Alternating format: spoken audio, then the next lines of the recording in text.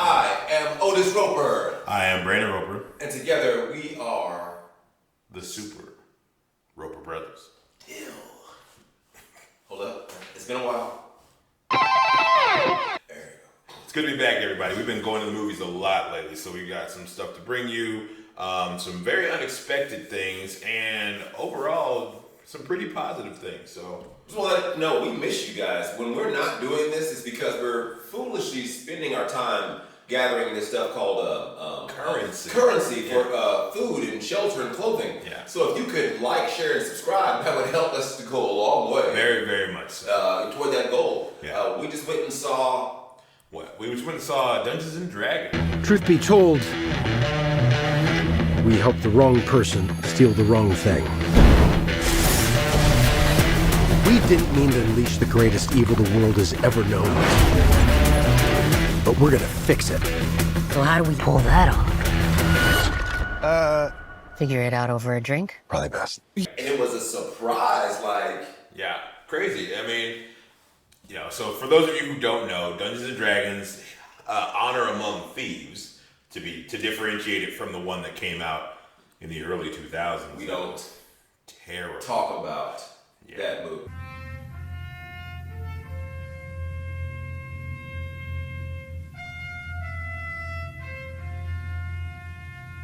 I think it was late 90s, early 2000s. It doesn't matter. It doesn't matter when that movie came out. Yeah, it was starring the kid from Serial Mom and Marlon Wayans, but we've already talked about it enough because everybody should have forgotten about it by now. So we went to go see the new movie starring Chris Pine, Hugh Grant, Michelle Rodriguez, what's his name? Rege from the good handsome McHamson. Rege that I'm sure none of you young ladies know at all. Sure, none of you. You've never seen him. None of you watched Bridgerton at all, where he's just gallant and dashing the whole time. No, never. And Justice Smith and Sophia Lillis, and I mean, honestly, I don't really remember the characters' names so well because it's in a fantasy setting.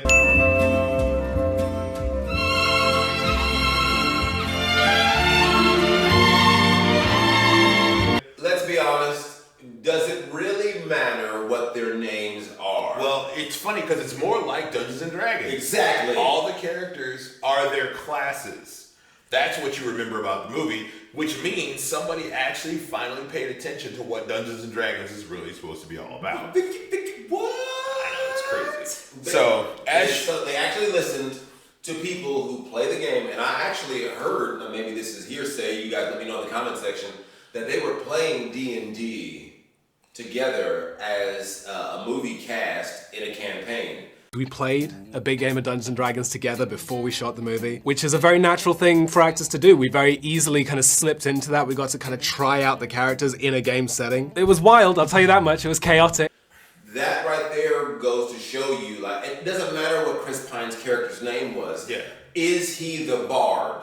Yeah. Like, is he the bard character? Yeah, he's the bard / thief kind of. He's actually kind of multi-class. He's a paladin who took levels in bard. I mean, paladin. I don't know. Because he fell. Yeah, you're right.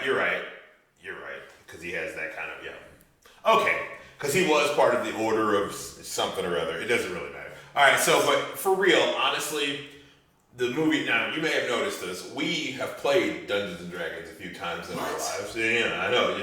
It's crazy. We hard around here. Yes, we definitely have played. You don't be rolling on D20s. Dungeons and Dragons a few times. I'm not D8s. literally wearing a shirt, but so it's more important about the story, the characters, their journey through it, like the hazards they encounter, their plans that go totally wrong at times. I make plans. You've already made the plan, so... If the existing plan fails, I make a new plan. So you make plans that fail? No. He also plays the lute. Not relevant. That's what makes Dungeons and Dragons fun. If every time you played the game, you just succeeded at everything, there's nothing to be gained, it's no fun. You're exactly right. They kept it lighthearted and didn't go mean-spirited with this one. I could have taken my kids to go and see this film and have a great time. Yeah, there was nothing in this movie that was like really, I mean, they make some suggestive stuff. There's some innuendos.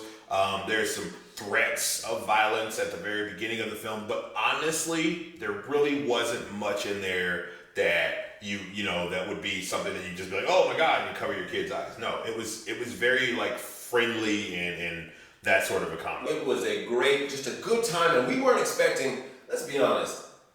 In the climate of movies these days, you got to be very wary. You go into a movie, you got your guard up because you're scared of what it's going to be. And this movie led us on a great adventure where I didn't feel betrayed at the end of it all. Well, and honestly, it was the anything that's previously existing intellectual property that people make movies from, you're going in a bit terrified these days. I mean, and it's not because, I mean, it's just, it ain't our fault. It's trauma. Y'all did that to us. It's trauma. We've been beat too much. Like, you know, they did that to us. We've been beat up too much. I've gone to see a movie and I'm just like, okay, what was this? Why did this exist? You know? You don't know. It's another Marvel movie. Once again, for you guys in Kansas City, it's like riding with Timberwolf. Okay, just beat. My neck, my back, my legs. Ladies and gentlemen, if you've never ridden the Timberwolf in Kansas City, Missouri, let me tell you, if you've never been in a fight and want to experience what it would like to be in a fight, riding the Timberwolf is what it's like to be in a fight, because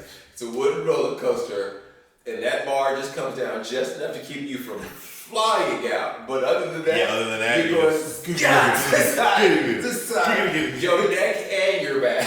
So, I mean, that's what it's like when you go see a movie with intellectual property, but these directors got it. It's directed by John Francis Daly, the guy from Waiting. Most of you guys know. If you ever watch Waiting, he's the character who doesn't talk the whole day. Mitch, I think his name is. It doesn't matter because every time he tries to talk, people cut him off. But he's that character. He's the guy from Freaks and Geeks, the kid Sam Weir. That's the same kid.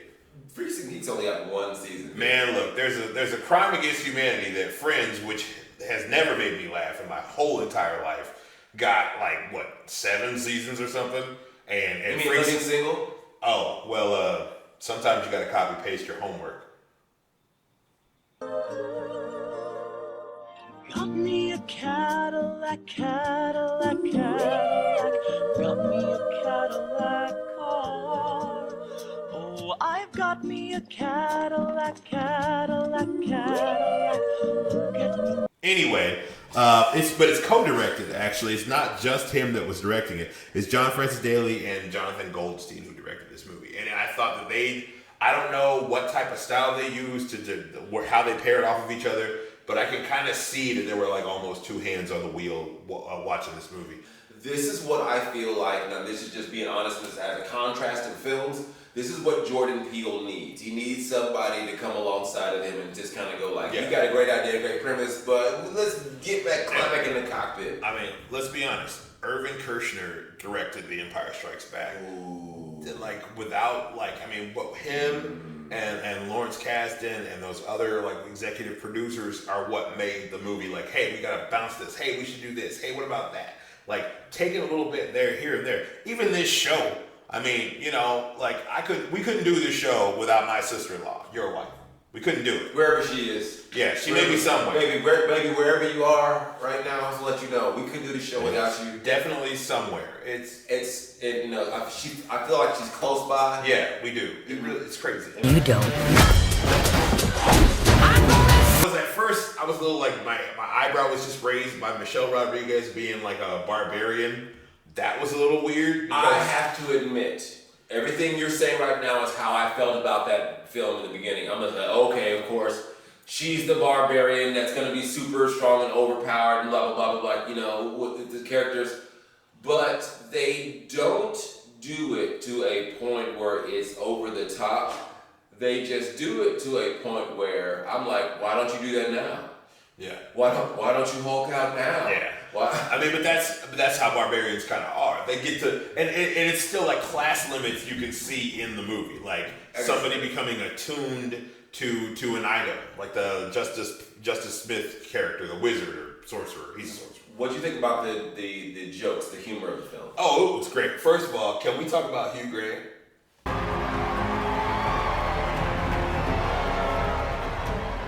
All right, take me down. This is absurdly high. It's not what we discussed.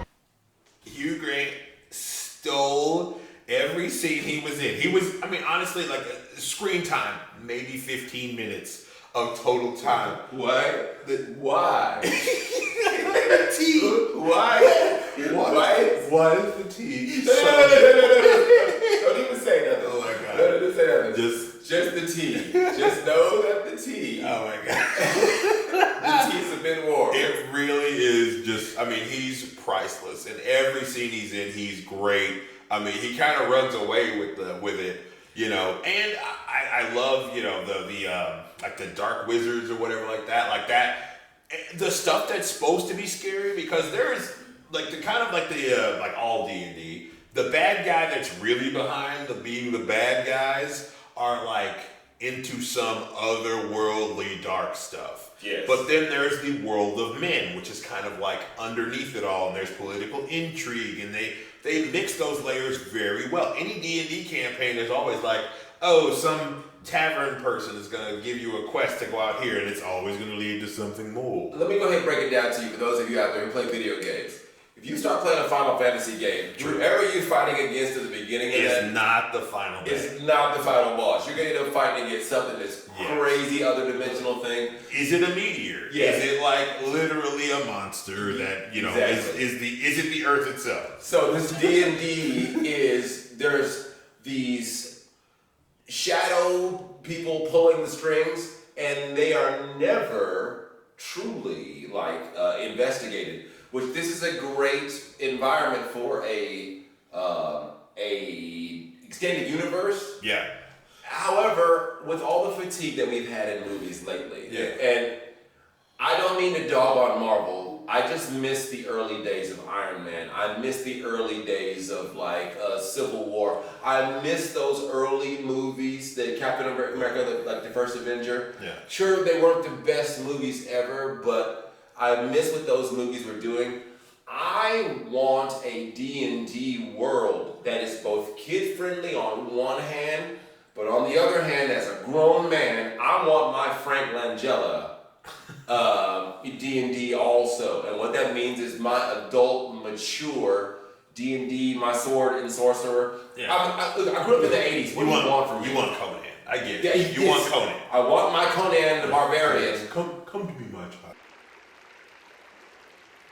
Steel isn't strong, boy. Flesh is stronger. Look around you. There, on the rocks. That beautiful girl. Come to me, my child.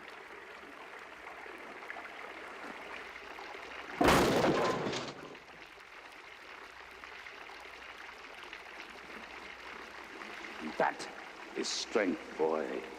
That is power.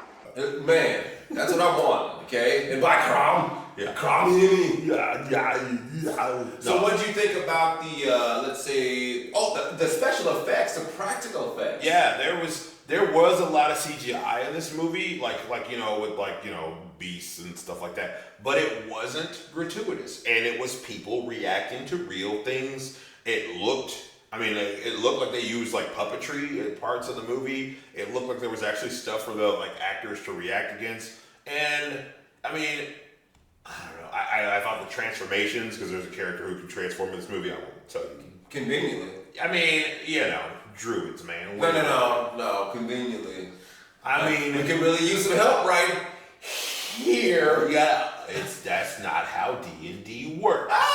You know, there's many a reason why somebody can't do things every time. They even go into that. If you've ever played a mage, you can't just magic your way out of it. I do love that they actually kind of, like, the tongue-in-cheek part of that, like, why can't you just magic our way across? Like, that's how everybody thinks magic works. That you can just do something and just magic wheel yourself everywhere. They do address it. And I mean, that is part of the beauty of this movie, is everything in it that is magical, like even like the special effects and stuff, everything in the movie that is magical is within the realm of Dungeons and Dragons. Like there's a spell card that almost exists for everything that they do in this movie. I can ask corpses 5 questions and then they go back to being dead. Perlamon tergatis. Maybe I'm not saying it right. Yuck. Wonderful. Were you killed in battle? Yes. Great.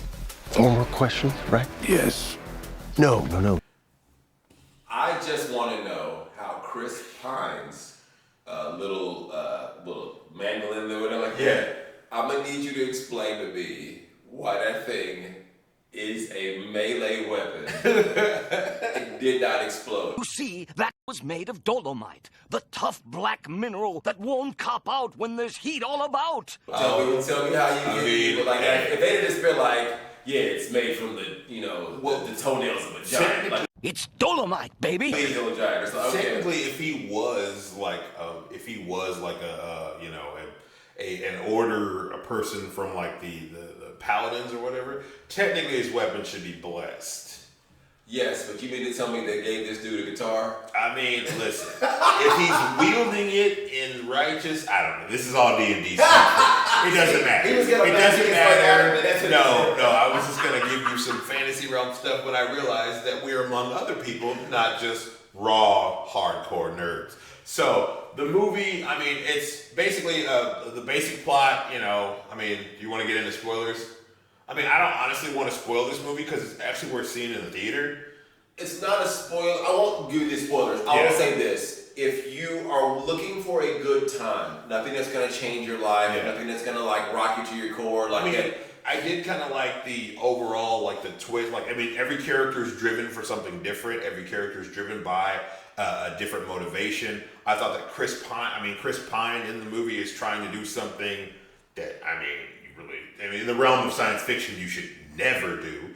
But he's obsessed with that. He's got his daughter who's with him. The daughter is great. I thought that whole angle made you care about the characters, because that's, sometimes in these movies you get lost because you don't care about anything. It's this weird, sterile universe full of people who are just like, I want to find the gold. And they're like, I'll go chase a dragon. Listen, I like gold, but I'm not chasing the dragon. I'm not fighting, some stuff like that. The dragon. About the creature design. Yeah. Okay, listen. There's a dragon in this movie. They show it in the trailers. We can go ahead. Okay, we can start the trailer. Man, listen. This dragons are greedy creatures, and they hoard gold. And that gold will make them grow larger. And this dragon has hoarded and feasted upon so many people in this mountain that he is completely obese and can't fly. He can't shoot flames. Like he actually keeps trying to shoot flames, and it just keeps sparking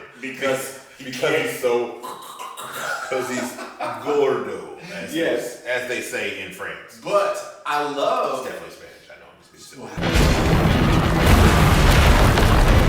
So you've got this dragon, and it's a red dragon that's clearly engorged himself. But he's aware of it. It's aware of it. So it's using its body structure and the environment as a way to get around. That is brilliant. Yeah. It's also so large that it can't quite get the fire glands to press out because it's too big to open all the way, so it's stuck. Yeah, and it's spitting out the gas, but it can't ignite. It can't the spark won't actually ignite it.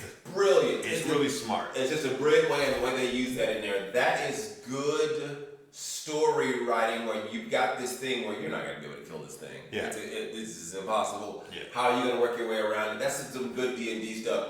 Now, one of my favorite parts of this film, and I'm sure the ladies out there are going to love it too, is the paladin. When the paladin shows up. Yeah, Rege Jean Page, he is this movie's pace car. Like, he keeps everything moving. And when he shows up, not only does he provide an air of seriousness that it needs, but because of the way the other characters are kind of absurd, the way they play off of him. The Red Wizards created an army of the undead. Sounds lovely. Quite the opposite. I know, I was being ironic. I find irony is a blade that cuts he who wields it most especially. You're not a lot of fun, are you? Is even better. Let's be real. He's not really in the movie the whole time. He's not. He kind of shows up, does his thing, and helps the characters, and then. But Sheik. Yeah. Proto Man. Yeah. Who else is it? Gray Fox. Oh gosh. Okay, the characters that show up and they're really, really cool and help your character out. Yeah. And then they go on about their way. Yeah. Straight over the rock. Yeah. Yeah. Oh, that's great. You'll understand that when you watch the movie, but the straight over the rock part is great. You know, his character reminds me. This is a. Oh man, I didn't think about this until just now. That's a DM character. His character is the character that the DM plays, that he brings in to help you out because you're stuck. like he's the character that the DM brings in to help you out because you're stuck, and then he helps you out, do your thing. I mean, it's. Oh look! Hey, Gandalf shows up at the last second again to help you. We've got some light, not magic, but light. Yes. But yeah, no, that was great. I thought he did a fantastic job. He was serious. We needed to be.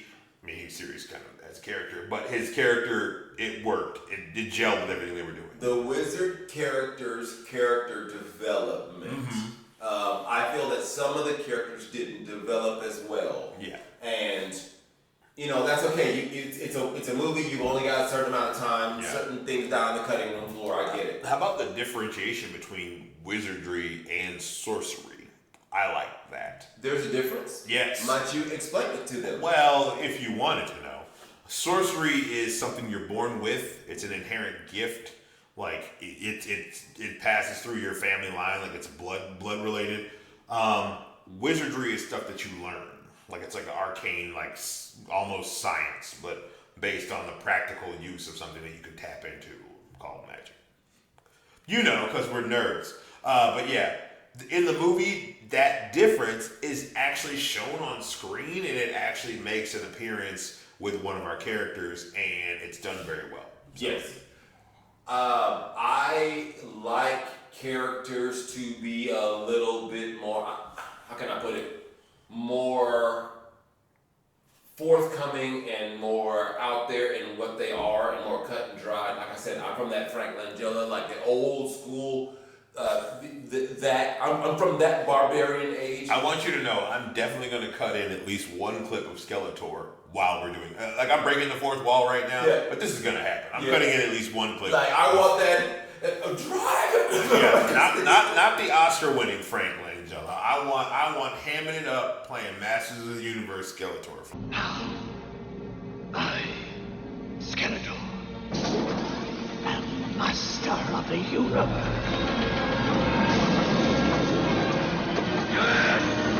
Exactly. Where it's that over the top, yes, we're very aware that this is a sword and sandal flick.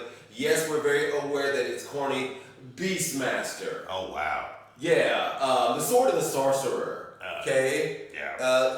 There's all these 1980s B-movie sword and sandal flicks that was just a way for us to see people scantily clad. People scantily clad in the 80s. Sonja, you know. Yeah, all those movies. But some of the best stories. Yeah. They took chances before fantasy was like a defined. I mean, nowadays fantasy is a very defined genre. When Peter Jackson put out the Lord of the Rings, like Lord of the Rings basically killed smaller, I would say, sword and sorcery movies like Willow would never be made now. No. And that's just like, we just took a chance. We're going to make a movie centered around a character who is a dwarf, Warwick Davis, who's like the GOAT. The GOAT. I mean, he's in so many movies. He's in all the Harry Potter movies. Yeah. He's in Star Wars. He's in everything, okay? He can do what he wants at this point. They need to just build a statue of that guy in London, because that's how important he is to just motion picture history. Really?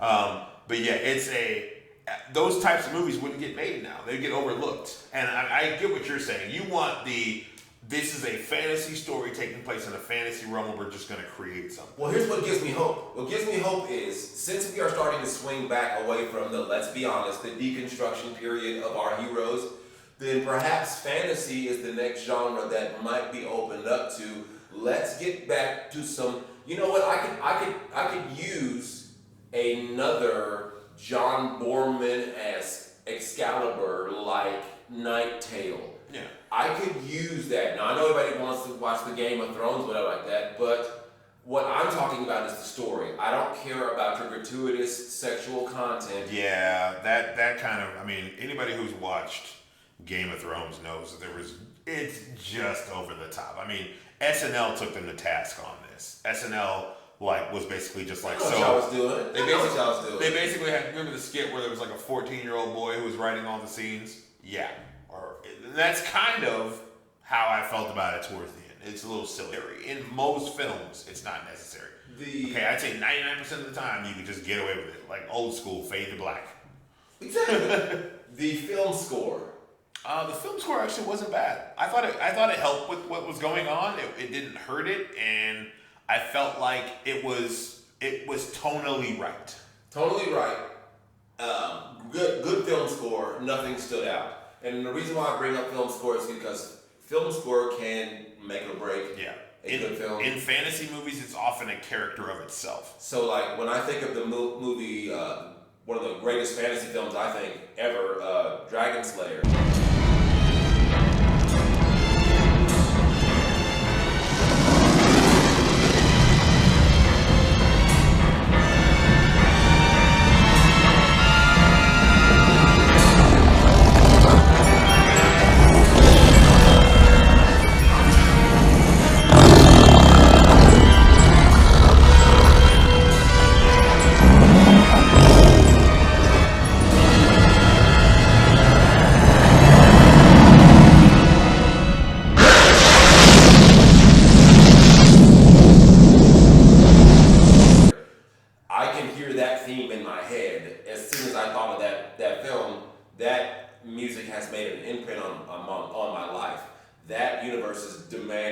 Demanding an expanded story or a prequel or something. I just wish we could just get that dragon on screen more often. That dragon is the dragon. Is it Vermithrax Pejorative? Is his name? Listen, I'm way. Right. I'm 6 years younger than you. Right. I don't remember Dragon Slayer that much because it did air on this aired on the Disney Channel. And also, I would just like to bring up, like we talked about gratuitous, overly like sexual like stuff. In the movie Dragon Slayer, there is full nudity in that movie. Full frontal. But it's not sexualized. Nope. And so it's fine. I know, right? Yeah, it was crazy. But like, that doesn't bother me at all. In fact, it's used as a way for one character to learn like that another character is a girl. That's spoiler alert. I mean, spoiler alert. Yeah, 1982. Spoiler alert. That was 10 years ago. That would make me 8. All right, so anyway, Dungeons and Dragons. Yeah, listen. Honor Among Thieves. It was good. It was worth it. You spend money. It costs money to go to the theater. Okay, it ain't cheap. We know. So going to the theater is like it becomes a cost benefit analysis. Honestly, it was great. For what it was, I was very happy with it. Got your kids. You guys don't know what you're going to see. You don't want to take them to go see a movie like John Wick in the theater because it's rated R. Hey, Honor Among Thieves, D&D, like that is a good family, good time where it's going to come away with some lessons and some values that you don't mind talking about on the way home. And honestly, even if you don't have a family, this is an awesome film. Like, it's just worth seeing. Like, there are movies that you see in the theater, like, I mean, if we were young adults and we went to go see this in the theater, we would have loved it. Like, I mean, think about it. You did go see the other Dungeons & Dragons in the theater. That's right. I said it. You did. But whatever. This movie, a lot of fan service, a lot, like, if you love D&D, you will like this movie a lot. It's really what you were kind of looking for. If you're looking for a gladiator-like movie, if you're looking for something that's more hardcore, that's not what this is. So, I don't want to hear in the comment section, well, it wasn't like, okay, all right. It's not that kind of movie. Yeah. It's more for the kids. If you want to see something that's more of adult-oriented, I mean, we talk about watch anything on HBO. Watch anything on HBO. Like, that'll all... I mean, now you can watch that. You can watch Rings of Power. You got all this stuff that's on. I mean, I don't know how great any of these things are because I would recommend I don't care anymore. Something that is more just a one-hitter quitter. I like movies. And so... That's true. The D&D, movie... hit the spot. It was done. It's a one-shot. I'll probably add it to my kids' library in the future. Yeah. Just to have something like that. Hey, we went and saw this together in the theater. I think this would be, if you want to get your kids interested in playing Dungeons and Dragons, this is like, I hesitate to use the term gateway drug. This was kind of a gateway drug because then they can see everything. I mean, like Magic Hand, you know, like all those things. Boots of Escaping. Yeah, all that stuff that's in here. The what's it called? The hither thing that they use. The instant hole. Oh man, we was portal jokes. Was being thrown out in that movie theater all the time. Hey, what would you give this rating on a scale of what? On a scale of 1 to 20. I don't know. It was a near critical hit. I give it an 18. I give it an 18 out of a Dungeons and Dragons. I mean, that's a 90%. So I give it an 18. If you got a keen weapon, it'd be critical. You'll know what that means if you're a nerd. I'll tell you what, I'll give this movie a solid 16 on a 20 roll die, just because it was a great attempt. It's not gonna rock nothing loose. I'm not gonna be like, man, on that day my life has changed as I saw D&D. But I will remember that my kids laughed at a crazy fat dragon rolling after Chris Pine. Like, I will remember that my kids had a good time doing that, so that's why I'll give that this one right here. But for the attempt, whoever was involved in this, for the attempt in doing this, for what you did, thank you for that. Thank you for making a movie that the fans can enjoy, that's good, and that's not gratuitous and ridiculous. And it doesn't make fun of the fact that, like, you know, the genre is what it is. It just was like, hey, let's make this using this stuff. Everybody involved in this is great. I will not give praise to the company that owns Dungeons and Dragons, but that's a whole different reason. So, in closing, once again, I am Otis Roper. And I am Brandon Roper. And we'd just like to give a special shout out to Busta Rhymes for Row Row, like a Dungeon Dragon. Oh, yes. If you know this, you need to go get that prostate. Get that prostate exam. Get that done, okay? We are the Super Roper Brothers. Thank you so much for tuning in. Be sure to like, share, subscribe. We do appreciate you. Thanks for watching.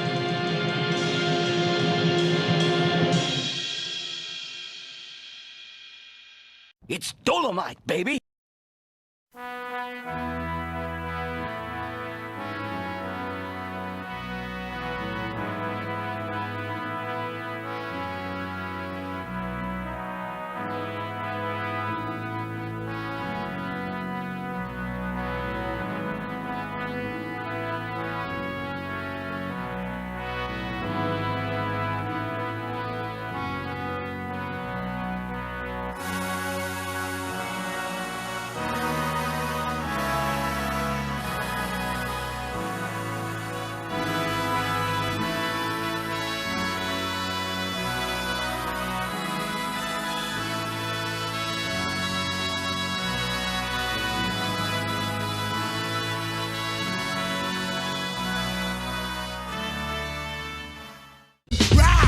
Like a dungeon dragon, rawr, rawr, like a dungeon dragon, rawr, rawr, like a dungeon dragon.